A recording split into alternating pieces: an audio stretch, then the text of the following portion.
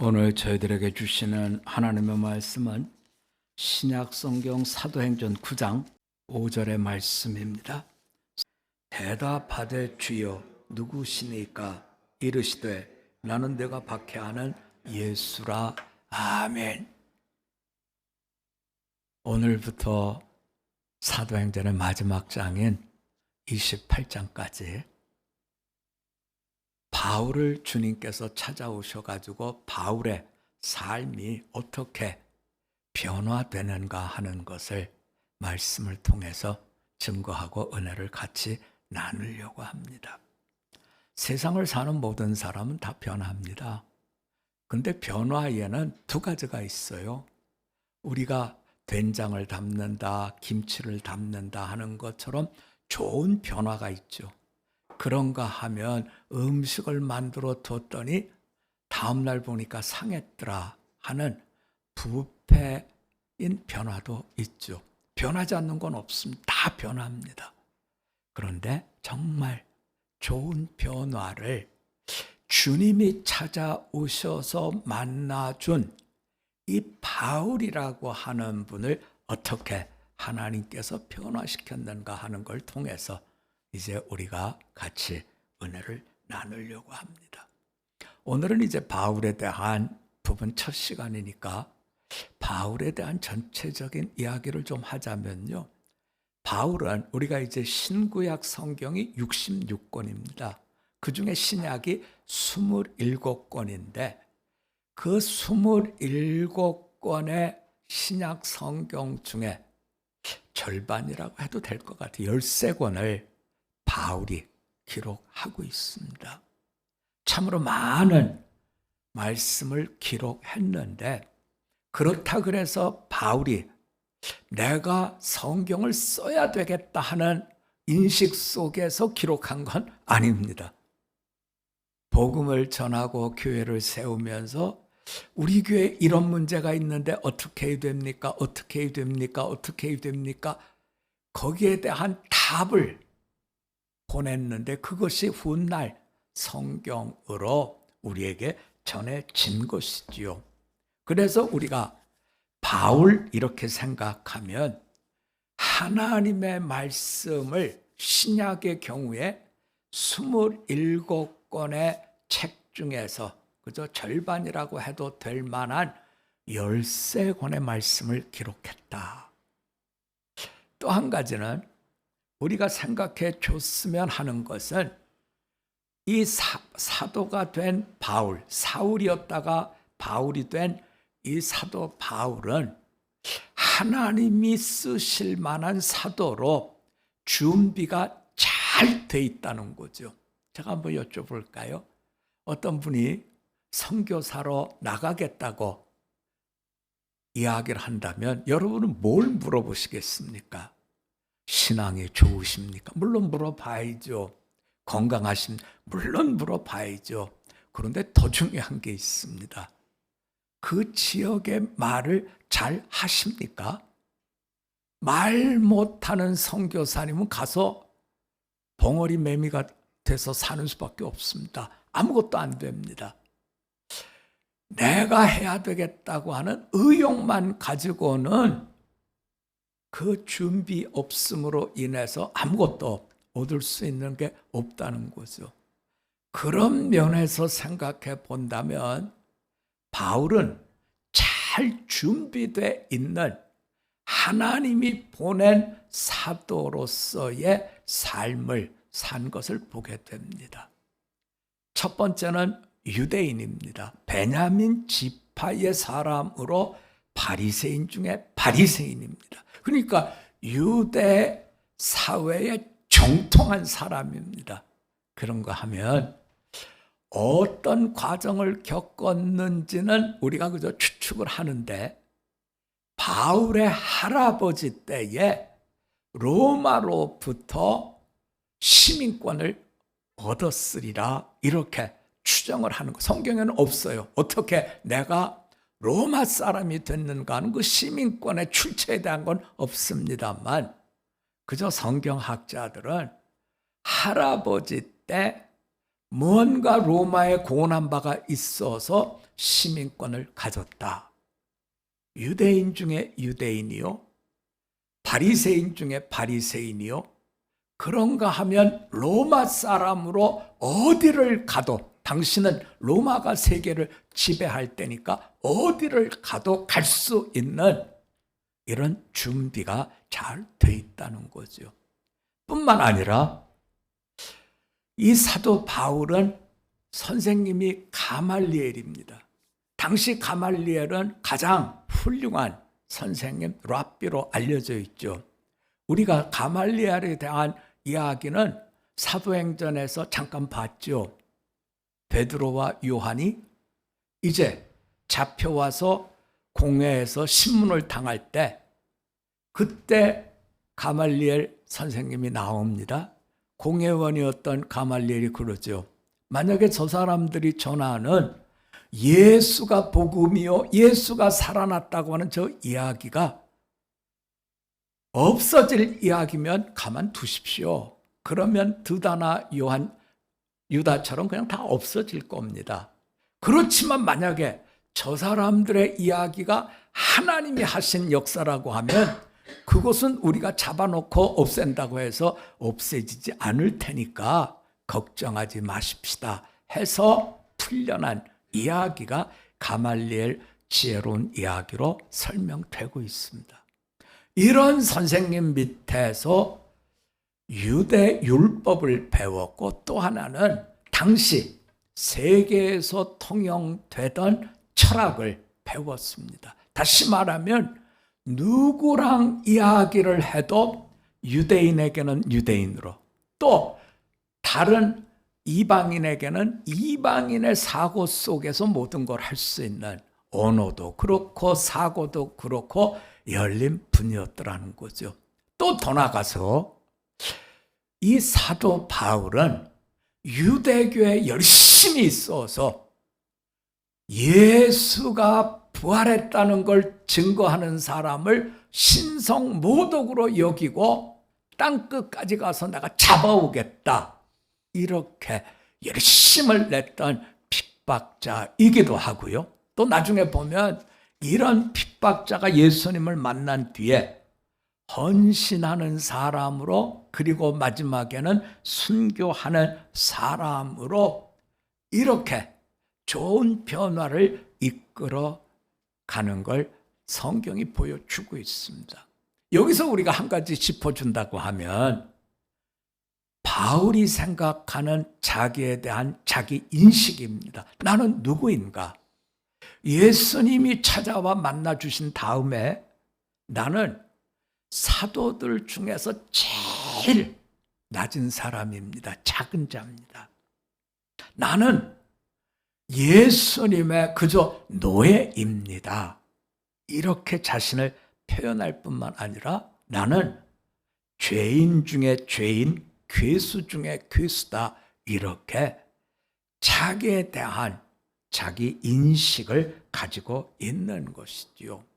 그렇다면 우리가 우리 자신에게 한번 물어봐야 될 게 있어요. 그건 뭐냐면, 나는 예수를 믿는 그리스도인으로 나에 대해서 어떻게 내가 여기고 있느냐 하는, 나는 누굽니까? 나는 누굽니까? 이제 우리가 바울, 그리고 난 뒤에 어거스틴, 그리고 난 뒤에 우리가 잔 깔뱅, 여러 가지 이야기들을 해볼 수 있겠습니다만, 그 중에서 바울하고 많이 비슷한 사람, 그런데 변화되기는 변화됐지만 바울은 반듯한 사람으로 변화됐다고 하면, 망가진 사람에서 변화된 어거스틴, 아우구스티누스는 조금 변화가 다릅니다. 어떻게 하면 즐겁게 살까? 어떻게 하면 기쁘게 살까? 어떤 면에서는 굉장한 쾌락주의의 모습을 가졌던 사람이 어거스틴이죠. 저는 우리가 선생님들이나 교수님들은 되게 아우구스티누스 그러는데 저는 오거스틴이라고 부르는 게 편해요. 그래서 그냥 어거스틴이라 부르겠습니다. 그런데 이분은 예수를 믿기 전에 다른 종교를 믿었고 예수를 믿기 전에 이미 아기를 낳아가지고 살림을 했고 그러니까 이야 저 사람은 진짜 망가져도 너무 많이 망가졌구나 이렇게 생각할 수 있는데 그 어머니 모니카는 이 어거스틴의 망가진 모습을 보고 엄마는 포기 못하잖아요. 엄마는 포기를 못, 아버지는 가끔 포기해요. 근데 엄마는 포기를 못해요. 그래서 그 아들을 두고 또 기도하고 또 기도하고 또 기도하던 중에 어느 날 어거스틴이 회심하지요. 그런데 자신이 이제는 내가 평안을 얻었습니다. 고백하는데 어디서? 예수님 안에서 내가 평안을 얻었습니다. 다시 말하면 나는 평안을 얻은 사람입니다. 나는 세상에서 가장 행복한 사람. 이렇게 고백을 하고 있어요. 여러분 어떠신가요? 여러분은 세상에서 내가 제일 행복한 분이신가요? 아니면 세상에서 가장 비극적인 인생을 산 사람이 나예요 하고 오늘도 힘들어 하십니까? 성경은 우리들에게 얘기합니다. 내가 비극적인 인생을 산다고 여기거나 내가 가장 행복한 인생을 산다고 여기는 것은 내가 지동설을 생각하냐 천동설을 생각하냐 여기에 달려있다는 것. 모든 세상에 나를 중심으로 돌아가야 된다고 하는 천동설의 생각을 갖고 있으면 늘 불편해요. 왜냐하면 다른 사람들이 나를 알아줘야 되거든요. 나를 높여줘야. 그러나 지동설을 생각하면 내가 예수님 바라보고 내가 움직여 가니까 예수님 안에서 나는 지구가 태양을 중심으로 도는 것처럼 언제든지 평안을 누리고 행복을 얻을 수 있다는 거죠.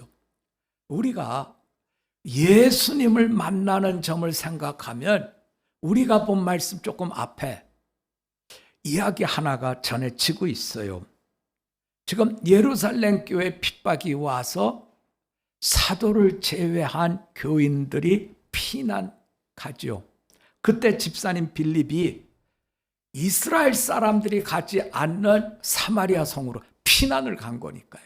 잡히지 않으려고 갔던 땅이 바로 사마리아 성의 땅입니다. 근데 이제 그곳에 갔을 때 그곳에 간 빌립 집사님은 예수 복음을 전하고 주님이 주신 능력을 나타내서 아픈 사람을 고치고 귀신을 쫓아내고 안진뱅이를 일으키는 이런 역사가 일어납니다. 그랬더니 마술을 하고 내가 세상에서 제일 최고라 이렇게 큰 소리 치던 시몬이라는 마술사가 이 빌립 집사님이 하는 역사를 보니까 거기에 대면 나는 애기 정도밖에는 안 되는 걸 깨닫고 이제 빌립 집사님 뒤를 열심히 쫓아다닙니다. 저 사람은 어떻게 저런 능력이 나타나지 하고 쫓아다니다가 이제 빌립 집사님이 나를 따르는 사람은 세례를 받고 예수를 믿으시오 이렇게 얘기를 하니까 세례도 받습니다.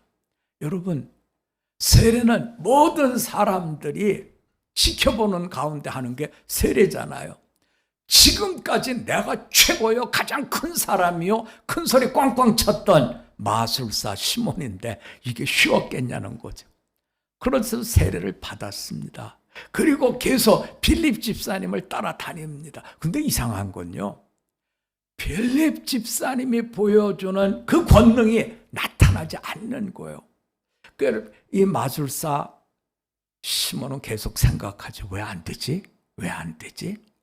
그런데 예루살렘 교회의 사도들은 이야기를 들었는데 사마리아 성 사람들이 예수를 믿고 세례를 받았다는 이야기를 듣고 확인차 옵니다. 베드로와 요한이 와서 확인을 해보니까 맞습니다. 그래서 한 사람 한 사람 세례를 안수를 해주기 시작합니다. 그랬더니 성령이 임하기 시작한 거예요. 이걸 보고 마술사 시몬 나도 저 능력을 받아야 되겠다 해서 가지고 있던 돈을 사도들한테 주고 나도 당신들처럼 기도를 하면 성령이 임하는 능력을 나한테 팔아주시오. 제안을 합니다. 그랬더니 베드로가 이렇게 얘기를 하죠. 너는 하나님의 선물을 돈 주고 살려고 해? 하면서 너는 하나님으로부터 큰 벌을 받을 거다. 너는 하나님으로부터 큰 어려움을 겪을 거다. 그래서 싹싹 빌죠. 그 어려움이 나에게 나타나지 않게 해달라고요. 자, 우리는 여기서 헌신하는 사도들과 신앙을 이용해서 자기가 잘 되기를 바라는 마술사 시몬의 모습을 대비해 보면 참으로 신앙을 가지고 산다는 것은 하나님을 영화롭게 하는 사람이 있는가 하면 그 신앙을 이용해서 나만 잘 되면 됐다 하는 이런 하나님의 원치 않는 모습을 우리가 성경에서 대하게 되는 것입니다.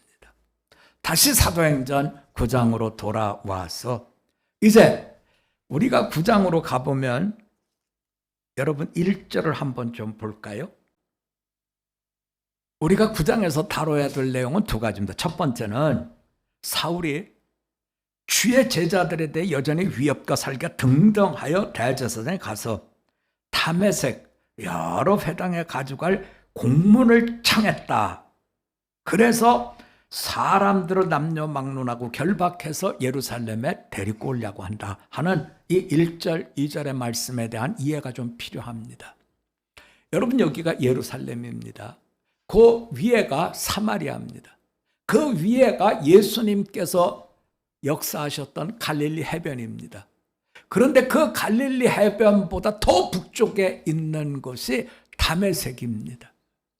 이 사울이라는 분이 얼마나 머리가 좋으냐면 이분은 지금 예수 믿는 사람을 잡으려고 하는데 예루살렘에서만 잡으려고 하지 않습니다. 유대 땅에서만 잡으려고 하는, 사마리아 땅에서만 아닙니다. 갈릴리에서만 잡으려는, 저 위에서 북쪽에서부터 예수 믿는 사람을 마치 비가 온 뒤에 개울에서 물고기를 몰아가지고 잡으려고 족대질하는 사람들처럼 위에서부터 잡아가지고 몰아 내려오는 겁니다. 어디까지요? 다메섹에서부터 시작해서 갈릴리, 갈릴리에서 시작해서 사마리아, 사마리아에서 시작해서 유대 땅, 그리고 더 나아가서 예루살렘까지 예수 믿는 사람을 몰고 몰아서 다 잡으려. 다시 말하면 사울이었을 때도, 핍박자였을 때도 사울의 머릿속에는 이와 같은 계획, 이와 같은 규모에 대한 생각을 가지고 있었다는 거예요. 그래서 몰아잡아서 이제는 위에서부터 몰아가지고 예수를 믿는 사람을 완전히 박멸하겠다 하는 생각을 가졌던 이런 사람이 바로 사울입니다. 우리가 여기서 이렇게 등잔이 바람 앞에서 꺼질 것 같은 위에서부터 몰고 내려와서 더군다나 그 대장인 사람이 머리가 기가 막히게 좋은 사울이라고 하는 것 때문에 나중에 이 사울이 예수님을 만나서 눈이 안 보이고 듣지도 못하고 먹지도 못했을 때 예수님께서 다메섹에 있던 아나니아라는 사람에게 네가 가서 귓가에 있는 사울이라는 사람을 만나서 기도해줘라, 안수해줘라. 그렇지만 아나니아가 제가 가기는 가는데요 하면서 이야기를 하는 게 있어요. 제가 들은 이야기로는 이 사울이라고 하는 사람은 엄청난 사람입니다. 예루살렘에서도 예수를 못 살게 구는 핍박자로 소문이 대단하고요. 그 사람이 여기 온 것도 예수를 믿는 사람을 완전히 박멸하려고 왔다고 합니다. 그래도 제가 가야 되겠습니까? 하는 이야기를 전할 만큼 이 사울이라고 하는 분의 핍박의 강도가 엄청났다는 거죠. 여기서 우리가 한 가지 들어야 될 얘기가 바로 5절의 말씀입니다. 자, 5절 우리 한번 다시 볼까요, 여러분? 저하고 한번 다시 봅니다. 시작. 대답하되 주여 누구시니까? 이르시되 나는 내가 박해하는 예수라. 사울은 살아생전에 예수님을 만난 적 없습니다. 그런데 예수님은 너는 나를 박해하는 그런 사람이다, 이렇게 얘기합니다. 우리가 여기서 마음에 두셨으면 하는 것은, 자, 우리 한번 같이 해봅시다. 예수님은 교회와 동일입니다. 자, 교회하고 예수님은 동일이에요. 또 예수님은 교인과 동일입니다. 그래서 지금 복음을 전하는 예루살렘 교회, 스데반 집사가 복음을 전하다가 순교했을 때 예수님은 너는 나를 박해한 거다, 이렇게 지금 말씀을 하고 계시는 거죠. 우리가 기억하셔야 됩니다. 교회를 박해하고 교회를 못 살게 구는 것은 예수님을 못 살게 구는 것이요, 그것은 교회와 예수님이 언제나 동일이기 때문이다 하는 점을 성경은 일깨워 주고 있습니다. 우리는 웃으면서 그런 얘기를 합니다. 아이, 걱정하지 마, 걱정하지 마. 우리 한번 같이 해봅시다. 나와 예수님은 같습니다. 네. 걱정하지 않아도 되는 이유는 예수님과 나는 어떻다고요? 같다라고요. 그래서 예수님이 나를 지켜주시는 근거는 예수님과 내가 동일이기 때문에 나를 지켜주는 것이요, 또 나는 주님 안에서 주님이 기뻐하시는 일을 늘 감당하며 사는 것이죠. 그래서 오늘 말씀을 우리가 마음에 두셨으면 하는 것은, 예수님께서 사울을 향해서 너는 교회 또는 성도를 잡아가려고 괴롭힌 자가 아니라 나를 핍박하는 자다 하는 예수님께서 주신 교회론에 대한 말씀을 주고 있습니다. 우리가 늘 기억하셔야 됩니다. 우리가 이 땅을 살아가면서 하나님의 보호를 받는 것은 예수님과 내가, 머리 되신 예수님과 지체된 내가 하나이기 때문에 우리는 보호를 받고 그 안에서 함께 기뻐하고 함께 아파하는 주님의 백성임을 성경은 이렇게 들려주고 있습니다. 언제든지 신앙을 이용해서 마술사 시몬처럼 이용하려고 하는 그 길이 아니라 헌신하며 순교한 바울과 같이 하나님을 기쁘게 하는 수고자의 길을 평생 동안 잘 이루어낼 수 있는 우리 모두가 되시기를 주님의 이름으로 부탁드립니다. 우리 한번 같이 기도드리겠습니다. 하나님, 사울은 꿈에도 죽은 예수님이 나를 찾아올 것이라고는 생각한 적이 없었습니다. 하지만 머리 좋은 그 머리로 예수 믿는 사람을 박멸하기 위해서 이방 땅 다메섹에서부터 갈릴리, 그리고 사마리아, 유대 땅과 예루살렘까지 예수 믿는 사람 수만 명을 다 잡아 가두려고 했던 이 사울의 등장이 있을 때 주님은 바람 앞에 등불 같던 이 교회에 바울 앞에 나타나셔서 바울을 장님으로 귀머거리로 아무것도 먹지 못하는 자로 하나님께서 수술하시고, 그리고 난 뒤에 교회와 예수님, 교인과 예수님이 하나됨을 일깨워 주신 놀라운 말씀을 저희가 같이 나누었습니다. 저희가 왜 헌신해야 됩니까? 저희가 왜 순교의 자리에 서기까지 충성해야 됩니까? 바로 예수님과 내가 하나이기 때문임을 알게 주셨사오니 이 자리뿐 아니라 어디서든지 하나님을 기쁘게 하는 동행자로 바울과 같이 변화하여 하늘의 거룩함을 열매 맺는 우리 되게 하여 주시옵소서. 감사드리며 예수님 이름으로 기도드립니다. 아멘.